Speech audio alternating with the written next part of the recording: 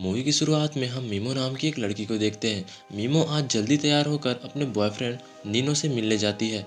फिर वह दोनों कुछ बातें कर रहे होते हैं तो मीमो बोलती है मुझे थोड़ा डर लग रहा है। जहाँ उसका बस 15 दिन की ही तो बात है, उसके बाद सब कुछ पहले जैसा हो जाएगा। दरअसल मीमो अपने बॉयफ्रेंड के प्यार में इतनी पागल होती है कि वह किसी भी हद तक जाने को तैयार होती है।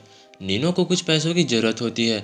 तुम्हें 15 दिनों के लिए में काम करना होगा, बस 15 दिन की ही तो बात है। उसके बाद यह बोलकर नीनो वहाँ से चला जाता है और मीमो यह काम करने के लिए मान भी जाती है।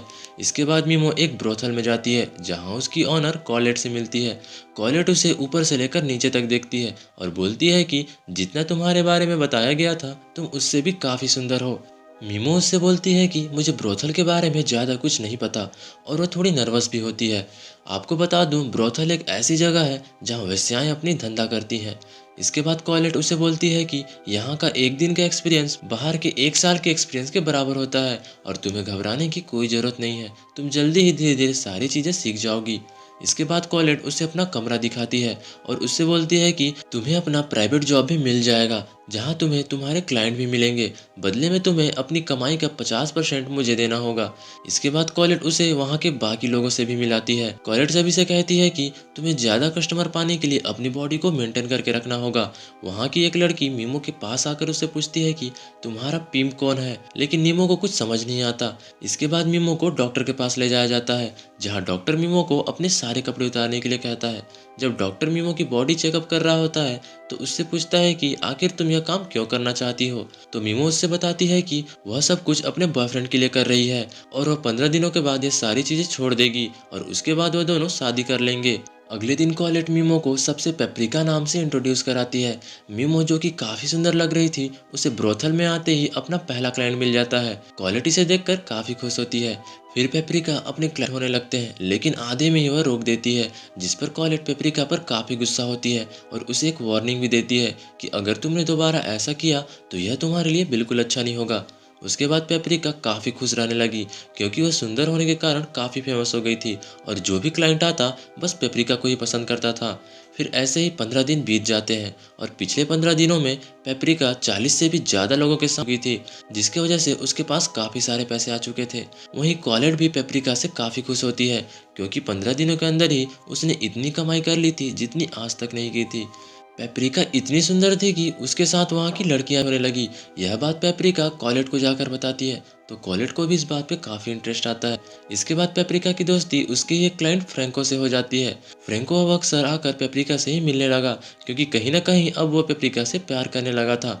वह पेपरिका से कहता है कि तुम यह काम छोड़ दो, जिस पर वो बोलती है कि मेरा एक बॉयफ्रेंड है जो कि जल्दी ही अपने बिजनेस का काम खत्म करके मुझे लेने के लिए आएगा और उसके बाद हम दोनों शादी करके एक अच्छी लाइफ बिताएंगे। अपने बॉयफ्रेंड को पेपरिका काफ़ी बार फ़ोन करती है लेकिन उसका बॉयफ्रेंड फ़ोन ही नहीं उठाता। इसके कारण वो काफ़ी अपसेट हो जाती है। तो अपना मूड ठीक करने के लिए पेपरिका फ्रेंको के साथ डिनर पर जाती है जहाँ पर उसका बॉयफ्रेंड नीनो उसे किसी और लड़की के साथ दिखाई देता है। तो फिर पेपरिका उसके पास जाती है और पूछती है कि यह लड़की कौन है और तुम लंदन से वापस कब आए। जिस पर वह लड़की भी पेपरिका से पूछती है कि तुम कौन हो। जिस पर पेपरिका उससे बोलती है कि मैं इसकी गर्लफ्रेंड हूँ और हम दोनों जल्दी शादी करने वाले हैं।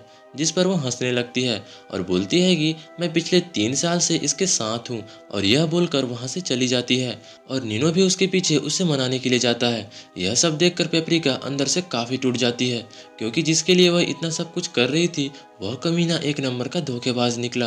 वो काफ़ी ज़्यादा रोती है लेकिन फिर अब फ्रेंको उसे संभालता है। फिर अगली सुबह पेपरिका उसके लिए नाश्ता बना कर लाती है। फ्रेंको उससे बोलता है कि मैं जल्दी ही एक कैप्टन बनने वाला हूँ, क्या तुम मेरी वाइफ बनना पसंद करोगी।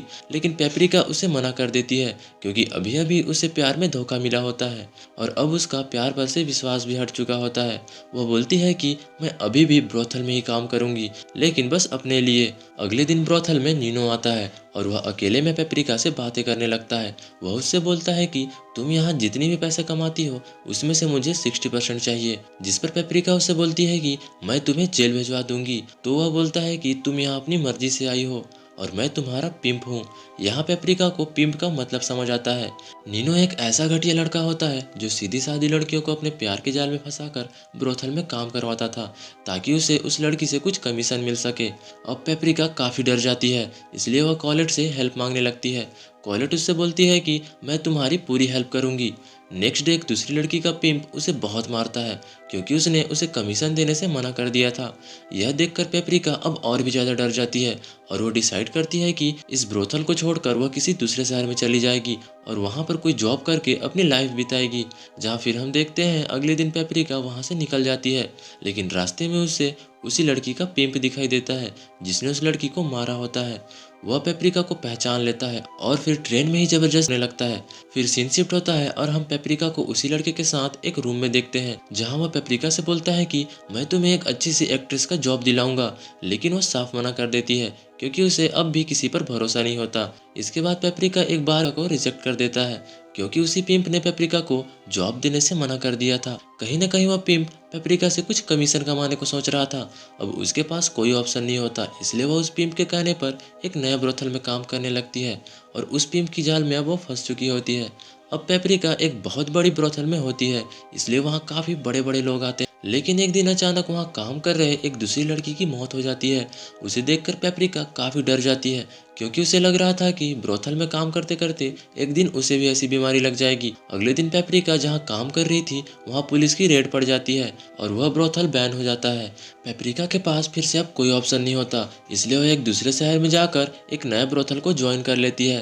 पेपरिका को यह बात पता चल चुका था कि अब धीरे धीरे सारे ब्रोथल बंद हो जाएंगे। इस ब्रोथल में एक बहुत बड़ा गवर्नमेंट ऑफिसर आता है जो अपने बेटे को बर्थडे गिफ्ट के लिए ब्रोथल में ले आता है क्योंकि वो ऑफिसर भी अच्छी तरह से जानता था कि कहीं ना कहीं सारे ब्रोथल एक न एक दिन बंद हो जाएंगे। वहाँ बहुत सारी लड़कियां थी, लेकिन ऑफिसर का बेटा पेपरिका को ही पसंद करता है। कुछ दिन बाद उस ऑफिसर का बर्थडे आता है और वह अपनी खुशी के लिए पेपरिका को अपने पास बुलाता है। फिर वह उससे शादी कर लेता है। शादी के कुछ दिनों बाद उस ऑफिसर की डेथ हो जाती है क्योंकि वह वाइग्रा की गोलियां कुछ ज्यादा ही खा लेता है। इसके बाद अब पेपरिका उसके प्रॉपर्टी की आधी मालकिन बन जाती है और उस पैसे से वह फ्रैंको को एक नया बोट लेकर देती है। अब पेपरिका और फ्रैंको साथ रहने लग जाते हैं और इसी के साथ ये मूवी एंड हो जाती है। तो दोस्तों, आपको ये मूवी कैसी लगी प्लीज़ मुझे कमेंट करके बताएं और इस चैनल पे नए हैं तो इसे सब्सक्राइब भी कर दें। मिलते हैं कल वीडियो में, तब तक के लिए बाय।